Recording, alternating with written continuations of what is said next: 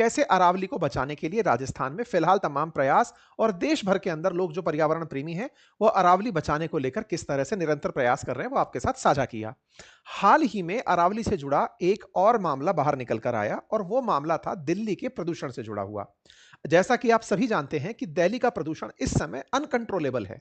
जीने लायक परिस्थितियां नहीं हैं। सभी लोग इस बात को अच्छे से जानते हैं। जो दिल्ली और एनसीआर में रह रहे लोग हैं, वो सामान्य से अपना जीवन 10 साल कम करते हुए जा रहे हैं। इतना एयर क्वालिटी बिगड़ चुका है कि उस एयर क्वालिटी के लेकर के और उसके मानकों को लेकर के अब सरकारें सफाई दे रही हैं। सरकारें उन मानकों को मानने से इनकार कर दे रही हैं। हालात ये हैं कि जिस तरह से पहले वर्तमान में सत्तारूढ़ पार्टी बीजेपी जब अपोजिशन में थी, तो आम आदमी पार्टी से जो सवाल करती थी, आज वो खुद ही अब डिफेंसिव मोड में प्रदूषण और एक्यूआई को लेकर के अपनी तरफ से बयानबाजी कर रही है। इन तमाम चीजों के बीच में हाल ही में एक सोशल मीडिया पर नई डिबेट जुड़ी। एक तरफ अरावली और एक तरफ दिल्ली में प्रदूषण। आप जब इस जैसा कि आप सभी जानते हैं कि अरावली पर्वत श्रृंखला है, वो अरावली पर्वत श्रृंखला जो कि एक बहुत ही पुरातन पर्वत श्रृंखला है, हिमालय से भी पुरानी प्राचीन पर्वत श्रृंखला है। इसका एक सिरा दिल्ली के अंदर रायसीना हिल्स तक आता है। ऐसे में दिल्ली के प्रदूषण को इस रायसीना हिल्स के साथ जोड़ दिया गया, अरावली हिल्स के साथ जोड़ दिया गया, ये कहते हुए कि दिल्ली के अंदर जो प्रदूषण है उसके लिए अरावली जिम्मेदार है। और अरावली जिम्मेदार कैसे है?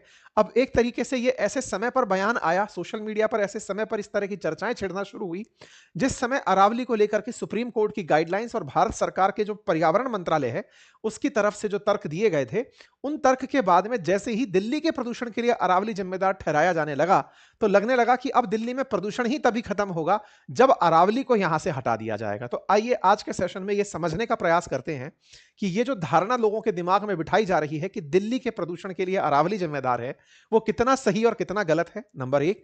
नंबर दूसरा, क्या भारत सरकार अरावली को लेकर के अपने विचार से कन्विंस है या कुछ स्पष्टीकरण दिए हैं?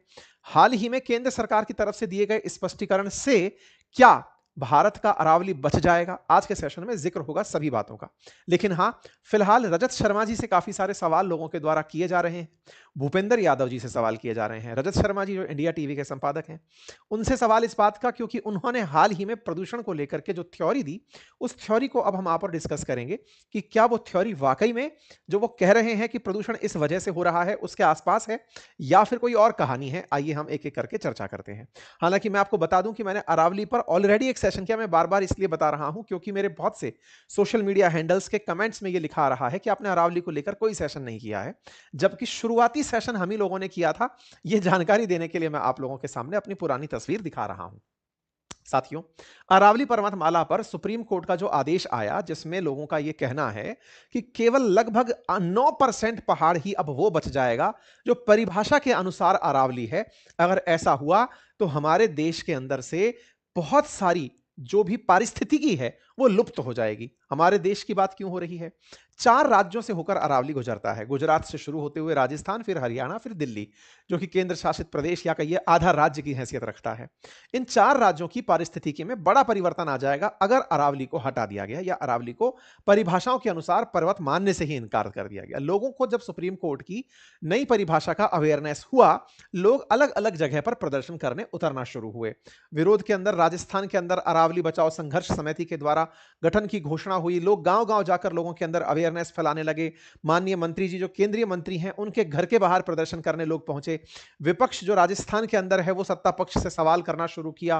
विपक्ष के अंदर जो विधानसभा के अंदर जो विपक्ष को अगुवाई कर रहे हैं, उनके द्वारा इस बारे में बताया गया। मतलब सब तरफ से विपक्ष सवाल सरकार से कर रहा है कि आफ्टर ऑल आप लोग ऐसी कैसे धारणा बना सकते हैं कि अरावली केवल वो जो 100 मीटर से ऊंचा हो। अगर ऐसा है तो 100 मीटर से नीचे का जितना भी पहाड़ पर्वत है, क्या आप उसे माइनिंग माफियाओं को बेच देंगे? और अगर ऐसा होता है तो क्या राजस्थान के अंदर भविष्य में अरावली देखने को नहीं मिलेगा? ऐसा इसलिए क्योंकि जो अरावली का मुख्य भाग है वो राजस्थान में ही है, इसलिए राजस्थान सबसे प्रभावित राज्यों में है। लेकिन राजस्थान से होते हुए ये दिल्ली तक आता है और दिल्ली के आसपास का जो ग्रीन बेल्ट है वो इस अरावली की ही तलहटी में बसा हुआ है। मानेसर, गुड़गांव, इसके आसपास की जो हरियाली है वो अरावली की ही फुट हिल्स में बसी हुई है। ऐसे में बड़ा सवाल यह कि सरकार के अनुसार अगर वो क्षेत्र अरावली नहीं बचा तो क्या उसे पूरी तरह साफ करके भूमाफियाओं के माध्यम से, लैंड माफियाओं के माध्यम से पहाड़ को बेचकर, पत्थर को बेचकर वहां पर भी नई सोसाइटी और कॉलोनी काट दी जाएंगी। खनन माफियाओं के हाथों पर्वत को बलि चढ़ा दिया जाएगा और अगर ऐसा होगा तो पर्यावरण का क्या होगा, पारिस्थितिकी का क्या होगा, यह बड़ा सवाल था। एक बार मैं मैप पर फिर से आपको दिखा दूं। गुजरात, राजस्थान, हरियाणा, दिल्ली, ये 4 जगह से होकर गुजरता अरावली जो आपको कुछ इस प्रकार से दिखाई देता है। अक्सर इसकी चर्चा होती है तब जब जब साउथ वेस्ट मानसून की चर्चा की जा रही होती है। साउथ वेस्ट मानसून जो अरब सागर से चलकर आ रहा होता है, वो अरब सागर से चलकर आ रहा साउथ वेस्ट मानसून जब अरावली के पैरेलल होकर पहुंचता है तो राजस्थान के अंदर जहां जहां ये टकराता है उन क्षेत्रों में बारिश करता है और इसके पैरेलल होते होते ये हिमालय तक पहुंचता है ताकि हिमालय में बारिश, बर्फबारी और तमाम प्रकार से नदियों के अंदर सदानीरा नदियां जो हैं, पेरिनियल रिवर्स जो हैं, उनमें पानी की पहुंचायत पहुंचती है। अच्छा, अब हो क्या रहा है कि अरावली को भारत सरकार के आदेश के अनुसार अगर मानने से ही इनकार कर दिया जाए तो इनडायरेक्टली खनन माफिया के पास यह आदेश चला गया कि आप और पहाड़ों को काट सकते हो क्योंकि 100 मीटर जिसकी हाइट है उससे ऊपर ही अरावली है। ऐसे में अरावली में लगभग 10,000 ऐसी पहाड़ियां हैं जो 100 मीटर से कम की हैं। ऐसे में उन तमाम पहाड़ियों को क्या खनन माफिया काटकर फेंक देगा? ऐसी स्थिति अगर उत्पन्न होती है तो आने वाले समय में राजस्थान के एक और जो थार का मरुस्थल है वो चलते हुए पूर्वी राजस्थान की तरफ आ जाएगा। वो बढ़ते बढ़ते आगे की तरफ मरुस्थलीकरण राजस्थान से निकलकर उत्तर प्रदेश, हरियाणा, दिल्ली, इन सब तक पहुंचेगा। तमाम वो प्रकार की परेशानियां जो कि राजस्थान की इकोलॉजी के लिए, पर्यावरण के लिए जरूरी हैं, क्या वो परिस्थितियों को ये परिस्थितियां बदल देंगी? ये तमाम प्रकार के सवाल होने शुरू हुए। तो अरावली पर्वत श्रृंखला के बारे में मैंने बताया जो कि लगभग 692 किलोमीटर लंबी है और 4 राज्यों से होकर गुजरते हुए यहां तक पहुंचती है। अरावली के ही किनारे अहमदाबाद, उदयपुर, अजमेर, जयपुर, गुड़गांव जैसे प्रमुख शहर बसे हुए हैं। इनमें काफी सारी जो प्रमुख रेंजेस हैं, जरगा रेंज, हर्षनाथ रेंज, इन सारी के बारे में मैंने सारी जानकारी डिटेल में आपको ऑलरेडी दी हुई है, लेकिन फिलहाल के लिए हम चर्चा में इसको लेकर चल रहे हैं। अरावली को ब्रॉडली 3 भागों में बांटा जाता है, north east Aravalli, middle Aravalli और साउदर्न अरावली। जो नॉर्थ ईस्ट अरावली है यानी कि जो दिल्ली की साइड वाली अरावली है, उसकी औसत ऊंचाई बहुत कम है समुद्र तल से, 450 मीटर ही उसकी औसत हाइट है।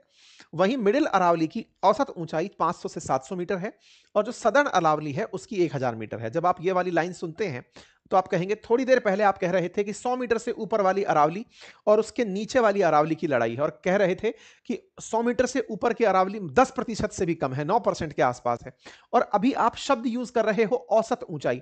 सर क्या बात करते हो, औसत ऊंचाई 450 मीटर कैसे आ सकती है जब 10% ही 100 मीटर से ऊपर है? बहुत ही लॉजिकल सवाल बनेगा।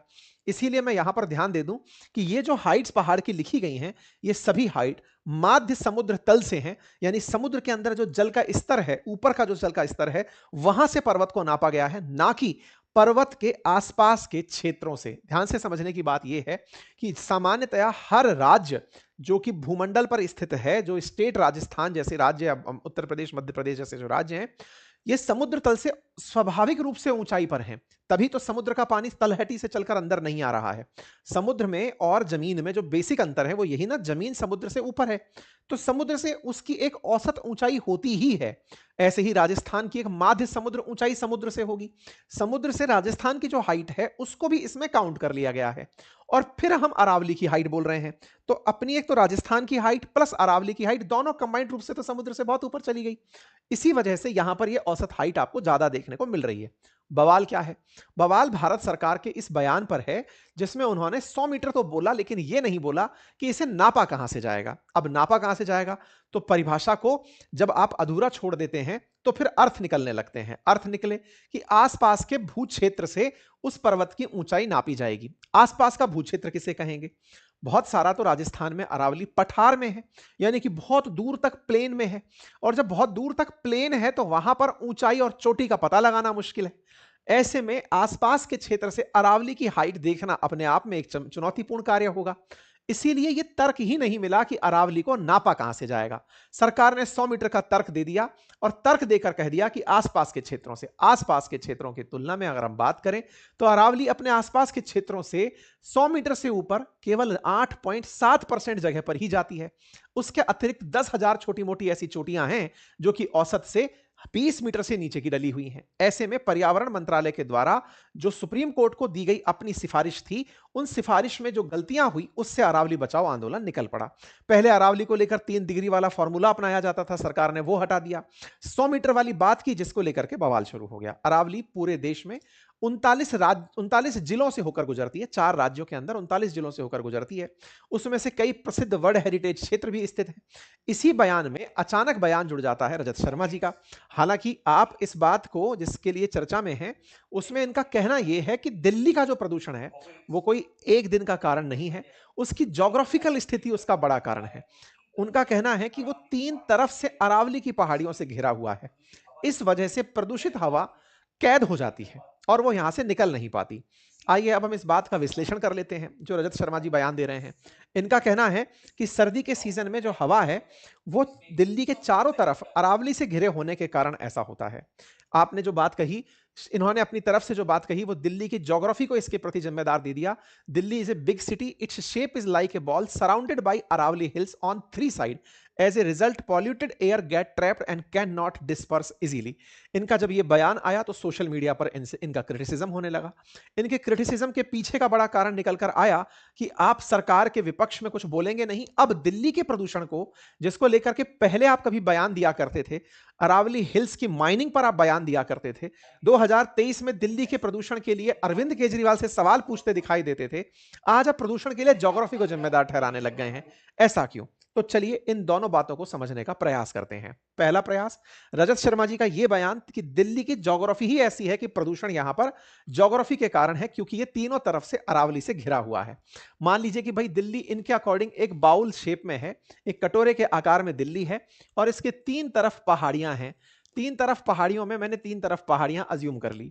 ऐसे में इस कटोरे के अंदर बैठी दिल्ली को अगर प्रदूषण से मुक्त कराना है तो आपके अकॉर्डिंग इन तीनों पहाड़ियों को हटा दो, तब जाकर के ये प्रदूषण से मुक्त होगा। कहना शायद आप यही चाह रहे होंगे, वो भी ऐसे समय पर जब अरावली को लेकर के इतने प्रदर्शन और विरोध चल रहे हैं। ऐसे में अरावली पर सरकार का फैसला और आपका दिल्ली के प्रदूषण को, क्योंकि पता है कि दिल्ली के चलते पूरे दुनिया में भारत की किरकिरी हो रही है, प्रदूषण को लेकर के हमारी जनता बीमार हो रही है। ऐसे में आपने अरावली का जो पॉइंट निकाला, क्या यह वाकई में सिग्निफिकेंट है? इस पर थोड़ा सा विचार विमर्श करते हैं। तो सबसे पहले तो इस बात को समझिए कि जो अरावली पर्वत श्रृंखला है ना, वो बहुत पुरानी पर्वत श्रृंखला है, हिमालय से भी पुरानी पर्वत श्रृंखला है। और दिल्ली को लेकर के ये जो बयान है कि ये 3 तरफ से अरावली से घिरा है, असल में दिल्ली की लोकेशन को अगर आप ध्यान से देखेंगे तो वो वाकई में 3 तरफ से ऊंचाई वाली क्षेत्रों से घिरे हुए हैं। ये तर्क तो सही है, लेकिन इसकी जो प्रासंगिकता है ना वो गलत है। कैसे?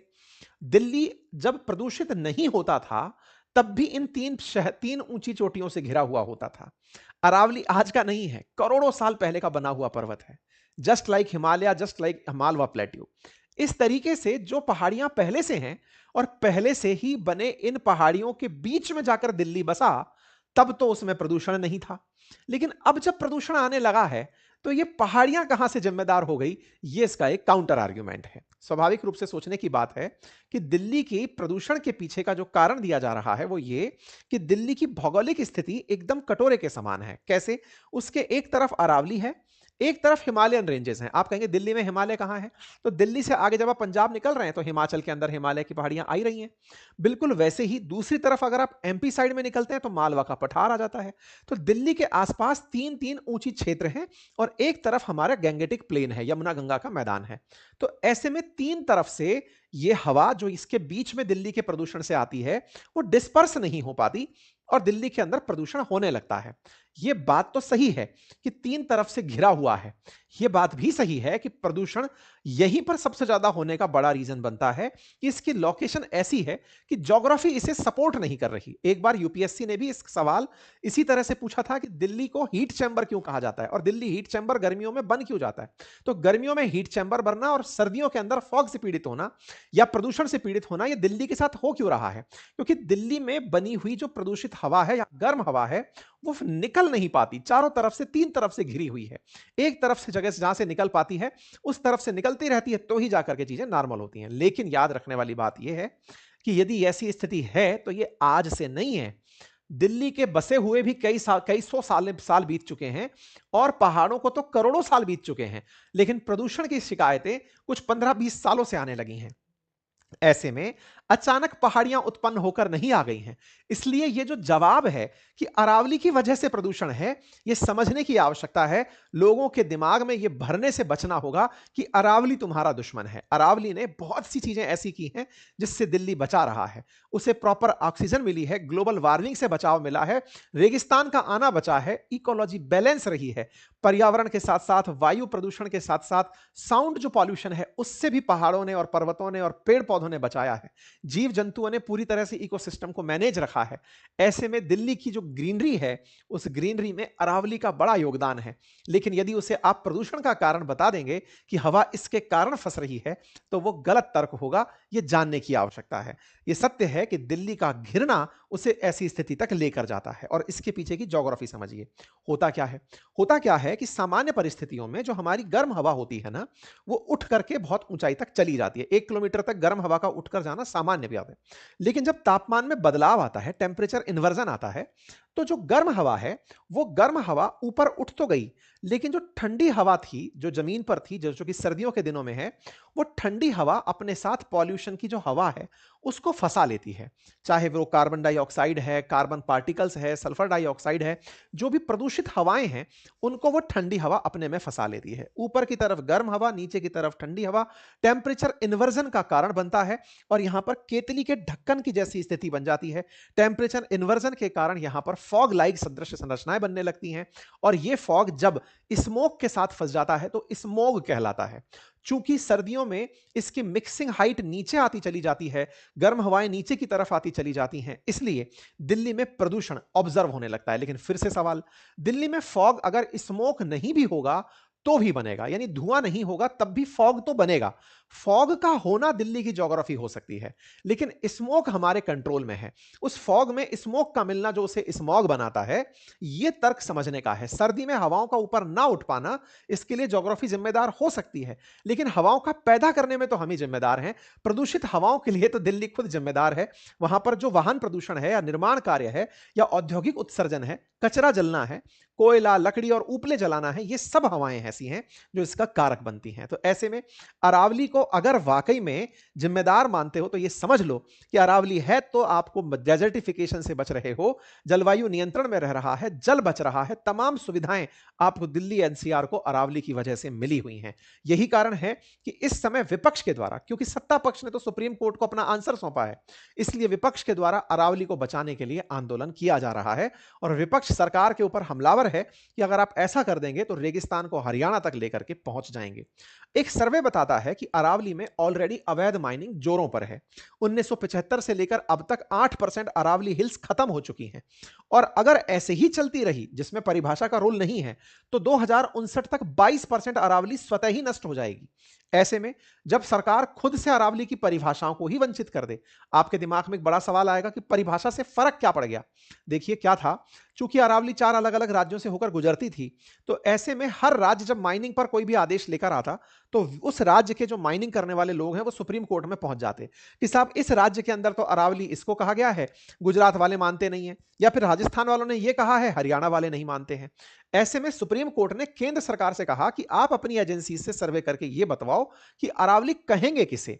तो सुप्रीम कोर्ट में केंद्र सरकार के द्वारा जो हलफनामा नवंबर 2025 में दिया गया, उसमें यह बात बोली गई कि 100 मीटर से ऊंचे वाले श्रेणियों को अरावली कहेंगे, और एक पर्वत से 500 मीटर दूसरी तरफ जो दूसरा पर्वत है, उसके बीच की जगह को भी हम अरावली कंसीडर करेंगे। ऐसा केंद्र सरकार के द्वारा सुप्रीम कोर्ट को अपना जवाब दे दिया गया। यह जो जवाब है, इस जवाब से ही सारा की सारा बयान शुरू हुआ, क्योंकि अरावली को फोड़ने तोड़ने के लिए खनन माफिया जोर शोर से काम कर रहे हैं, चाहे हरियाणा हो चाहे राजस्थान। तो ऐसे में सुप्रीम कोर्ट ने जो नई परिभाषा दी, इससे तो 90% अरावली क्षेत्र ऐसा हो गया जो दायरे में फंस जाएगा। अब यहां पर सवाल बनने लगा कि केंद्र से क्या कोई सवाल नहीं किया गया क्या? बिल्कुल किया गया। जो केंद्र के मंत्री हैं भूपेंद्र यादव जी, इनसे सवाल पूछा गया, तो इन्होंने अपनी तरफ से जवाब देते हुए कुछ यूट्यूबर्स को, कुछ पत्रकारों को इसका जिम्मेदार ठहरा दिया कि उन्होंने गलत तरीके से बातें फंसा दी, बल्कि हम तो मर्फी की परिभाषा मानकर चल रहे हैं। कहानी क्या मानती है सरकार, उन्होंने बताया। इन्होंने कहा, देखिए अरावली संरक्षित है और अभी भी संरक्षित रहेगा। 90% अरावली तो वैसे ही संरक्षित रहेगा, अरावली में कोई माइनिंग एक्टिविटीज नहीं होंगी। इन्होंने अपनी तरफ से तर्क देते हुए 100 मीटर की परिभाषा दी। इन्होंने कहा कि जो लोग 100 मीटर को आसपास के क्षेत्रों से काउंट कर रहे हैं, उन्हें हम बताना चाहेंगे कि अरावली की हम गहराई से 100 मीटर नापने की बात कर रहे हैं, ना कि आसपास के क्षेत्रों से। मंत्री महोदय ने अपने स्पष्टीकरण में जो बात कही, उसमें उन्होंने एक ज्योग्राफी के जो साइंटिस्ट हैं, जो रिसर्चर हैं, उनका नाम, मर्फी का नाम लेकर के, जिसे राजस्थान सरकार 2006 से मानती चली आ रही है, वही तर्क इन्होंने दे दिया और इन्होंने कहा कि अरावली की जो औसत हाइट है, उसे अकॉर्डिंग टू हिम नापा जाएगा। अब औसत हाइट को उनके अनुसार नापने का तरीका क्या है? बोले पहाड़ कई बार ऐसा होता है कि जो धरती से ऊपर दिख रहा है उतना ही नहीं होता, बल्कि पहाड़ धरती की गहराई तक भी होता है, जहां तक उसके पत्थर होते हैं। हम वहां से लेकर के हाइट तक नापने की बात कर रहे हैं। इस वजह से अरावली तो अब और संरक्षित हो जाएगा। आपने अपने बयान में कहा कि हमने तो अरावली बचाने के तमाम प्रयास किए हैं।